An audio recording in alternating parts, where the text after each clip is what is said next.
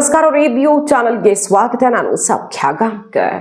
Lakshmi ಹೆಬ್ಬಾಳ್ಕರ್ಗೆ city Ravi ಕೇಸಲ್ಲಿ ಕಾಂಗ್ರೆಸ್ನಿಂದಲೇ ಆಘಾತ ಎದುರಾಗಿದೆ. ಈಗ ಬಿಜೆಪಿ ಮುಗಿಬಿದ್ದಿದ್ದಾಯ್ತು. ಮಾನವ ಹಕ್ಕುಗಳ ಆಯೋಗಕ್ಕೆ ದೂರು, ರಾಜ್ಯಪಾಲರಿಗೆ ದೂರು, ರಾಜ್ಯಪಾಲರ ಮಧ್ಯಪ್ರವೇಶ, ಸಭಾಪತಿಗಳು ಸೆಡ್ಡು ಹೊಡೆದಿದ್ದಾರೆ ಸಿಐಡಿಗೆನೆ.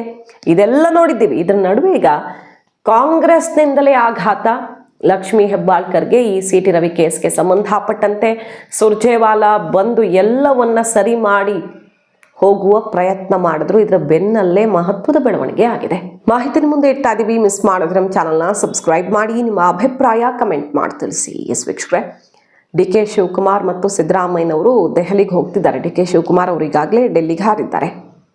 ಸೊ ಕಾಂಗ್ರೆಸ್ ಹೈಕಮಾಂಡ್ ನಾಯಕರು ಏನೋ ಒಂದು ಮಹತ್ವದ ಚರ್ಚೆಯಲ್ಲಿ ತೊಡಗಿಕೊಳ್ಳಲಿದ್ದಾರೆ ರಾಜ್ಯ ನಾಯಕರ ಜೊತೆಗೆ ಅನ್ನೋದು ಗೊತ್ತಾಗ್ತಿದೆ.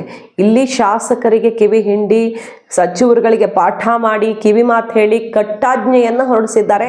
ಒಂದ್ ಕಡೆ ದಿಢೀರ್ ಅಂತ ಸಿದ್ದರಾಮಯ್ಯನವರು, ಡಿ.ಕೆ. ಶಿವಕುಮಾರ್ ಅವರು ಹೈಕಮಾಂಡ್ ನಾಯಕರ ಬಳಿಗೆ ತೆರಳಿದ್ದಾರೆ, ಅಂದ್ರೆ ಡೆಲ್ಲಿಗೆ ಹಾರಿದ್ದಾರೆ. ಸಿದ್ದರಾಮಯ್ಯನವರ ಮನೆಯಲ್ಲಿ ಮಹತ್ವದ ಮಾತುಕತೆ ಮೀಟಿಂಗ್ಗಳು, ಈ CLP ಮೀಟಿಂಗು, ಹೈಕಮಾಂಡ್ ನಾಯಕರ ಕಟ್ಟಾಜ್ಞೆ ಬೆನ್ನಲ್ಲೇ ದಿಢೀರ್ ಮಿನಿಸ್ಟರ್ಗಳು ಸೇರಿರೋದು. ಅದಾಗ್ತಿದ್ದಂಗೆ ಸಿದ್ದರಾಮಯ್ಯನವರು ಡೆಲ್ಲಿಗೆ, ಡಿ.ಕೆ. ಶಿವಕುಮಾರ್ ಅವರು ಕೂಡ ಡೆಲ್ಲಿಗೆ. ಸೊ ಹೈಕಮಾಂಡ್ ನಾಯಕರ ಜೊತೆ ಏನೋ ಒಂದು ಮಹತ್ವದ ಮಾತುಕತೆ ಆಗ್ಲಿಕ್ಕಿದೆ. ರಾಜ್ಯ ಕೈ ಬೆಳವಣಿಗೆ ಏನೋ ಒಂದು ಕಾದಿದೆ ಅನ್ನೋ ಸುಳಿವಂತೂ ಸಿಗ್ತಿದೆ. ಇದ್ರ ನಡುವೆ ನೋಡಿ, ಸುರ್ಜೇವಾಲಾ ಅವರು ಬಂದು ಎಲ್ರಿಗೂ ಪಾಠ ಮಾಡಿದ್ರು.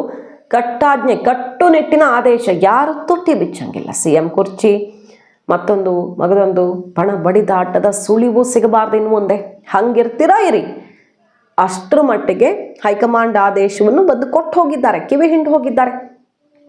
CLP ಮೀಟಿಂಗಲ್ಲೇ ಬೆಳಗಾವಿ ಕಚೇರಿಗೆ ಸಂಬಂಧಪಟ್ಟಂತೆ, ಕಾಂಗ್ರೆಸ್ ಕಚೇರಿಗೆ ಸಂಬಂಧಪಟ್ಟಂತೆ ಏನು ಜಟಾಪಟಿ ಆಯಿತು, ಎಲ್ಲಿಗೆ ಹೋಯ್ತದು ಅನ್ನೋದನ್ನ ನೋಡಿದ್ದೀರಿ ನೀವು.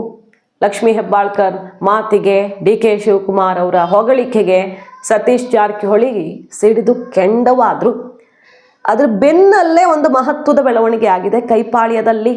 ಲಕ್ಷ್ಮೀ ಹೆಬ್ಬಾಳ್ಕರ್ ವಿರುದ್ಧ, ಡಿ.ಕೆ. ಶಿವಕುಮಾರ್ ವಿರುದ್ಧ ಹೈಕಮಾಂಡ್ಗೆ ದೂರು ಕೊಟ್ಟ ಸತೀಶ್ ಜಾರಕಿಹೊಳಿ. ದೂರಲ್ಲಿ ಏನೇನಿದೆ? ಪ್ರಮುಖವಾಗಿ ಡಿ.ಕೆ. ಶಿವಕುಮಾರ್ ಬೆಳಗಾವಿಯಲ್ಲಿ ಬಹಳ ದೊಡ್ಡ ಮಟ್ಟದಲ್ಲಿ ಹಸ್ತಕ್ಷೇಪ ಮಾಡ್ತಿದ್ದಾರೆ. ಲಕ್ಷ್ಮೀ ಹೆಬ್ಬಾಳ್ಕರ್ ಪರವಾಗಿ ಅಧಿಕಾರಿಗಳನ್ನು ಕಂಟ್ರೋಲ್ ಮಾಡ್ತಿದ್ದಾರೆ. ಲಕ್ಷ್ಮೀ ಹೆಬ್ಬಾಳ್ಕರ್ಗಾಗಿ ಅಧಿಕಾರಿಗಳನ್ನು ಕಂಟ್ರೋಲ್ ಮಾಡ್ತಿದ್ದಾರೆ ಮತ್ತು ಹಸ್ತಕ್ಷೇಪ ಮಾಡ್ತಿದ್ದಾರೆ. ಇದು ಹೀಗೆ ಮುಂದುವರೆದ್ರೆ ನಾವು ಸುಮ್ಮನಿರೋಕ್ಕಾಗಲ್ಲ. CLP ಮೀಟಿಂಗಲ್ಲೂ ಅಷ್ಟೇ, ಲಕ್ಷ್ಮೀ ಹೆಬ್ಬಾಳ್ಕರ್ಗೆ ಕಚೇರಿ ನಿರ್ಮಾಣದ ಕ್ರೆಡಿಟ್ ಅನ್ನ ಡಿ.ಕೆ. ಶಿವಕುಮಾರ್ ಕೊಟ್ಟರು ಅನ್ನೋ ವಿಷಯಕ್ಕೆ ಸತೀಶ್ ಸಿಡ್ದೆದ್ದು 15-20 ಕೋಟಿಯನ್ನು ಬೆಲೆ ಬಾಳುವಂತಹ ಜಾಗವನ್ನ ಬರೀ 15 ಲಕ್ಷಕ್ಕೆ ಕೊಡಿಸಿದ ರಮೇಶ್ ಜಾರಕಿಹೊಳಿ. ಆಗ ಪಕ್ಷದಲ್ಲಿ ಇದ್ದಾಗ ಜಾಗ ಕೊಡಿಸಿದ ರಮೇಶ್ ಜಾರಕಿಹೊಳಿ. ನಾನು ಸ್ವಂತವಾಗಿ 3-4 ಕೋಟಿ ದುಡ್ಡು ಕೊಟ್ಟಿದ್ದೀನಿ, ಬೇರೆ ಬೇರೆ ನಾಯಕರೆಲ್ಲ ಎಷ್ಟೆಷ್ಟು ಕೊಟ್ಟಿದ್ದಾರೆ. ಆದರೆ ತಾನು ಕಚೇರಿ ನಿರ್ಮಾಣದ ಕ್ರೆಡಿಟ್ ತಗೊಳ್ತಾರೆ ಅಂದ್ರೆ ಸುಮ್ಮನಿರೋದಕ್ಕಾಗತ್ತಾ? ಬಾಯಿಗೆ ಬಂದಂಗೆ ಮಾತಾಡಿ ಪದೇ ಪದೇ ಅವಮಾನಿಸಿದ್ರೆ ಸುಮ್ಮನಿರಲ್ಲ ಅಂತ ಸಿಡ್ದು ಹೇಳ್ತಾರೆ ಸತೀಶ್ ಜಾರಕಿಹೊಳಿ. ಕೊನೆಗೆ ಮುಖ್ಯಮಂತ್ರಿಗಳು ಸುರ್ಜೇವಾಲಾ ಅವರೇ ಮಧ್ಯಪ್ರವೇಶ ಮಾಡಿ ಸಮಾಧಾನ ಮಾಡ್ತಾರೆ. ಹೆಂಗೋ ಕಚೇರಿ ಆಗಿದೆಯಲ್ಲ, ಸಮಾಧಾನ ಮಾಡ್ಕೊಳ್ಳಿ, ಒಗ್ಗಟ್ಟಾಗಿರಿ ಅಂತ ಕಂಟ್ರೋಲ್ ಮಾಡಿ ಅಲ್ಲಿಗೆ ಹೊರಗಡೆ ಮೆಸೇಜ್ ಹೋಗ್ಬಿಡುತ್ತೆ ಮೀಡಿಯಾಗೆ ಅಂತ ಸಮಾಧಾನ ಪಡಿಸಿದ್ದಾಯ್ತು. ಆದ್ರಷ್ಟಕ್ಕೆ ಸುಮ್ಮನೆ ಉಳ್ಕೊಂಡಿಲ್ಲ ಈಗ ಸತೀಶ್ ಜಾರಕಿಹೊಳಿ. ಭೈರತಿ ಸುರೇಶ್, MB ಪಾಟೀಲ್ ಮತ್ತು ಸತೀಶ್ ಜಾರಕಿಹೊಳಿ ಅವರು 3 ಜನ ಮೀಟಿಂಗ್ ಮಾಡಿದ್ದಾರೆ. ಸಿದ್ದರಾಮಯ್ಯನವರ ನಿವಾಸಕ್ಕೆ ಧಾವಿಸಿರೋದು ಒಂದು ಮಹತ್ವದ್ದು, ಅವರು ಡೆಲ್ಲಿಗೆ ಹೋಗ್ತಿರೋ ಹೊತ್ತಲ್ಲಿ. ಮತ್ತೊಂದು ಕಡೆಗೆ ಸತೀಶ್ ಜಾರಕಿಹೊಳಿ ಅವರು ದೂರು ಕೊಟ್ಟಿದ್ದು ಡಿ.ಕೆ. ಶಿವಕುಮಾರ್ ಅವ್ರದ್ದು ಅತಿಯಾಗಿದೆ. ಇದು ಹೀಗೆ ಮುಂದುವರೆದ್ರೆ ನಾವು ಸುಮ್ಮನಿರಕ್ಕಾಗಲ್ಲ ಅನ್ನುವ ದೂರನ್ನು ಕೊಟ್ಟಿದ್ದಾರೆ. ನೇರವಾಗಿ, ನಾನು ಬೆಳಗಾವಿ ಉಸ್ತುವಾರಿ ಸಚಿವ, ನನ್ನ ಗಮನಕ್ಕೆ ಬಾರದಂತೆ ನನ್ನ ಜಿಲ್ಲೆಯಲ್ಲಿ ನಡೆಯುತ್ತೆ. ಅದು ಹೆಂಗೆ ಸಾಧ್ಯ? ಅವ್ರ ಜಿಲ್ಲೆಯಲ್ಲಿ ಅಥವಾ ಅವರ ಕಾರ್ಯವ್ಯಾಪ್ತಿಯಲ್ಲಿ ನಾನು ಹಸ್ತಕ್ಷೇಪ ಮಾಡಿದ್ರೆ ಸುಮ್ಮನಿರೋಕ್ಕಾಗತ್ತಾ ಅಂತ ಅವ್ರು ಕೇಳ್ತಿರೋದು. For example, CT Ravi versus Hebbalkar ಕೇಸಲ್ಲಿ ಪೊಲೀಸರನ್ನ ಬಾಯಿಗೆ ಬಂದಂಗೆ ನಡೆಸ್ಕೊಳ್ಳಾಗಿದೆ. ಅದು ಸರ್ಕಾರಕ್ಕೇನೆ ಮುಜುಗರ ತಂದಿಟ್ಟಿದೆ. ಜಿಲ್ಲಾ ಉಸ್ತುವಾರಿ ಸಚಿವರು, ಗೃಹ ಸಚಿವರ ಗಮನಕ್ಕೂ ಬಾರದೆ ಡಿ.ಕೆ. ಶಿವಕುಮಾರ್ ತನ್ನಿಷ್ಟದಂತೆ ನಡೆದುಕೊಂಡಿರುವಂತಹ ಕೇಸು, ಪೊಲೀಸ್ ಅಧಿಕಾರಿಗಳ ದುರುಪಯೋಗ, ಇದೆಲ್ಲ ಪಕ್ಷಕ್ಕೆ ಡ್ಯಾಮೇಜ್ ಮಾಡಿ ಬಿಜೆಪಿಗೆ ಮೈಲೇಜ್ ಕೊಡೋ ಥರ ಆಯಿತು. ಪೊಲೀಸ್ ಇಲಾಖೆ, ಸರ್ಕಾರಕ್ಕೂ ಕೂಡ ಡ್ಯಾಮೇಜ್ ಆಗಿದೆ. ಇದರ ಹೊಣೆಯನ್ನು ನಾವೀಗ ಹೊರಬೇಕಾಗಿದೆ. ಉಸ್ತುವಾರಿ ಸಚಿವರು, ಗೃಹ ಸಚಿವರು ಹೊಣೆ ಹೊರಬೇಕಾಗತ್ತೆ. ಆದ್ರೆ ನಮಗೇನು ಗೊತ್ತೇ ಇಲ್ದಂಗೆ ಎಲ್ಲವನ್ನ ಮಿಸ್ಯೂಸ್ ಮಾಡಿದ್ರು ಅಂತ ದೂರನ್ನ ಕೊಟ್ಟಿದ್ದಾರೆ ಅನ್ನೋ ಸುದ್ದಿ ಈಗ ಹೊರಗಡೆ ಬರ್ತಿರೋದು. ಇನ್ನು ಬೆಳಗಾವಿ ಕಚೇರಿ ನಿರ್ಮಾಣಕ್ಕೆ ಸಂಬಂಧಪಟ್ಟಂತೆ ಯಾರ್ಯಾರು ಎಷ್ಟೆಷ್ಟು ಕೊಟ್ಟಿದ್ದಾರೆ, ರಮೇಶ್ ಜಾರಕಿಹೊಳಿ ಮೇನ್ ಆಗಿ ಅವರಿದ್ದಾಗ ಎಷ್ಟು ದೊಡ್ಡ ಮಟ್ಟದಲ್ಲಿ ಕಡಿಮೆ ಪ್ರಮಾಣಕ್ಕೆ ಕೊಡಿಸ್ಕೊಟ್ಟಿದ್ರು, ಕೋಟಿ ಕೋಟಿ ಬೆಲೆ ಬಾಳುವ ಜಾಗವನ್ನ, ಅಂದ್ರೆ ಅವ್ರ ಕಡೆಯಿಂದ ಬಂದಿದ್ದು ಆ ಜಾಗ.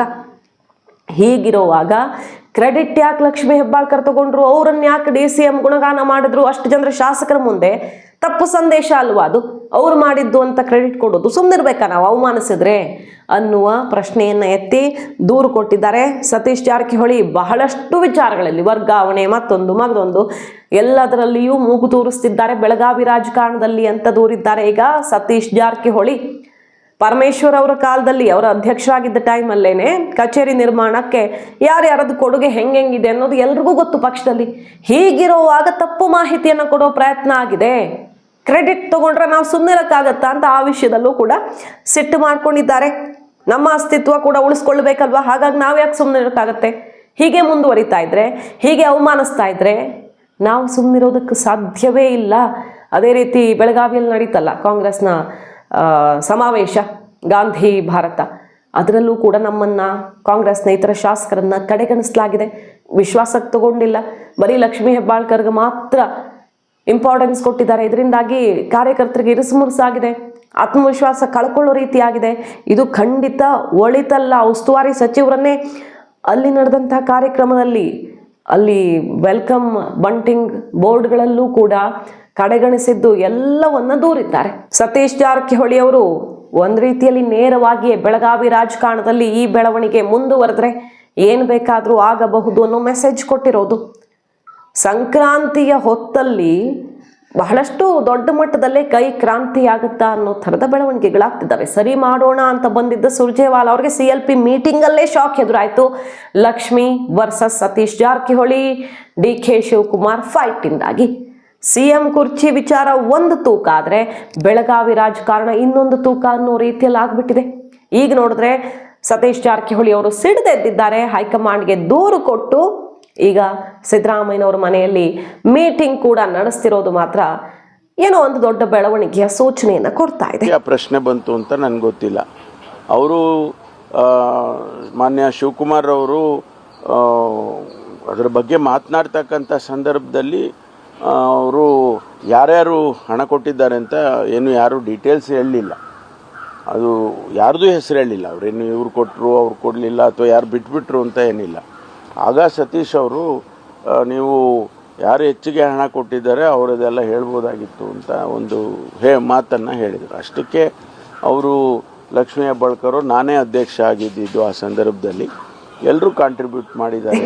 ಕಾದ್ ನೋಡ್ಬೇಕು. ಡೆಲ್ಲಿಗೆ ಹೋಗ್ತಿದ್ದಾರೆ ಮುಖ್ಯಮಂತ್ರಿ ಮತ್ತು ಉಪಮುಖ್ಯಮಂತ್ರಿಗಳು, ಅಲ್ಲೇನಾಗ್ಲಿದೆ, ವಾಪಸ್ ಬಂದ ಮೇಲೆ ಏನಾಗತ್ತೆ ಅಂತ ಎಲ್ಲ ಸರಿ ಮಾಡೋದಕ್ಕೆ ಅಂತ ಸುರ್ಜೇವಾಲಾ ಅವರು ಬಂದಿರೋ ಹೊತ್ತಲ್ಲೇ DK ಕ್ಯಾಂಪು, ಮುಂದಿನ CM DKನೇ ಅನ್ನುವಂಥ ಕೂಗನ್ನ ಮೊಳಗಿಸಿದ್ದು ಬಾಲಕೃಷ್ಣ ಅವರಿರಬಹುದು, ಅಲ್ಲಿ ಶಿವಗಂಗಾ ಬಸವರಾಜ್ ಅವರಿರಬಹುದು.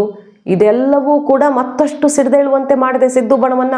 ನಾವು ಸುಮ್ಮನಿರ್ಬೇಕು, ಊಟಕ್ಕೂ ಸೇರಬಾರ್ದು, ಮೀಟಿಂಗು ಮಾಡಬಾರ್ದು, ಆದ್ರೆ ಅವ್ರು ಏನ್ ಬೇಕಾದ್ರೂ ಮಾಡಬಹುದು. DCM ಅವ್ರು ಹಾಗೆ ಆಗ್ತಾರೆ, ಅದು ಗ್ಯಾರಂಟಿ. ಅದು ವಿಚಾರನ ಈ CM ಈಗಿರೋ ಸಿದ್ದರಾಮಯ್ಯವ್ರ ನಂತರ DCM ಅವರೇ ಆಗಬೇಕು. ಅದ ನಂತರ ಬೇರೆಯವರೆಲ್ಲ ಇದ್ದಾರೆ. ನಮ್ಮ ಪಕ್ಷದಲ್ಲಿ ಹಲವಾರು ಜನ ಇದ್ದಾರೆ ಮುಖಂಡರುಗಳು, ಮುಖ್ಯಮಂತ್ರಿ ಆಗ್ತಕ್ಕಂಥ ಅರ್ಹತೆ ಇರ್ತಕ್ಕಂಥ ಅನೇಕ ಜನ ಇದ್ದಾರೆ. ಈಗ DCM ಅವ್ರಿಗೆ ನೆಕ್ಸ್ಟ್ ಅವಕಾಶ ಅದು ಹೈಕಮಾಂಡ್ ತೀರ್ಮಾನ ಮಾಡ್ಬೇಕು. ಅದನ್ನ ಹೇಳೋ ದೊಡ್ಡವನಲ್ಲ ನಾನು. ಈ ಆಕ್ರೋಶ ಈಗ ಕೈಪಾಳ್ಯದಲ್ಲಿ ಒಳಗೊಳಗೆ ಬುಸುಗುಡ್ತಾ ಇದ್ದಿದ್ದು ಬ್ಲಾಸ್ಟ್ ಆಗಿದೆ. ಮಾಹಿತಿ ನಿಮ್ಗೆ ಇಷ್ಟ ಆಗಿದ್ರೆ ಮಿಸ್ ಮಾಡಿದ್ರೆ ನಮ್ಮ ಚಾನಲ್ನ ಸಬ್ಸ್ಕ್ರೈಬ್ ಮಾಡಿ, ನಿಮ್ಮ ಅಭಿಪ್ರಾಯ ಕಮೆಂಟ್ ಮಾಡಿ ತಿಳಿಸಿ. Thank you.